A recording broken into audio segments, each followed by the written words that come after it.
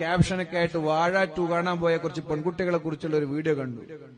ഞാൻ അവരോടൊക്കെ പറയുന്നത്, ഈ വാല് പറഞ്ഞത് കൊണ്ടൊന്നും ഇത്തരം പ്രവണതകളെ മാറ്റാൻ കഴിയില്ല.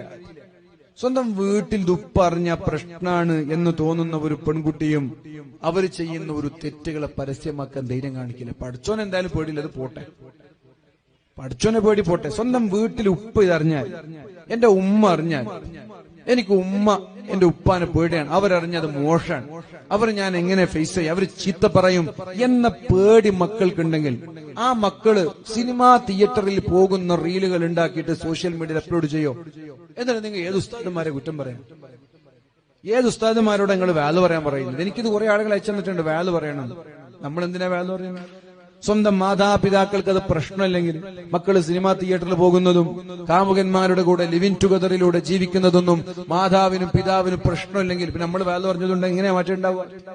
നമ്മളൊക്കെ കഴിവിന്റെ പരമാവധി കുറച്ചൊക്കെ തെറ്റു ചെയ്യാതെ ജീവിക്കുന്നത് പഠിച്ചോനെ പിടിച്ചിട്ടൊന്നുമില്ല, ഉപ്പാനുമാനെ പിടിച്ചിട്ടാണ്. അതിനാണ് ഈ കുടുംബ ബന്ധം നിലനിർത്തണമെന്ന് അള്ളാഹ് പറയുന്നത്. അള്ളാഹു എല്ലാവർക്കും പഠിച്ചോനെ പേടിയുണ്ടാവും, എന്നാലും പലപ്പോഴും നമ്മൾ പല തെറ്റുകളിൽ നിന്നും പേടിച്ച് മാറി നിൽക്കുന്നത് ഉപ്പ ഉമ്മ അറിഞ്ഞാലോ എന്ന പേടിയാണ്. ആ പേടി ഉണ്ടാവാൻ വേണ്ടിയിട്ടാണ് അള്ളാഹ് പറഞ്ഞത് നിങ്ങൾ കുടുംബ ബന്ധം ചേർക്കണമെന്ന്.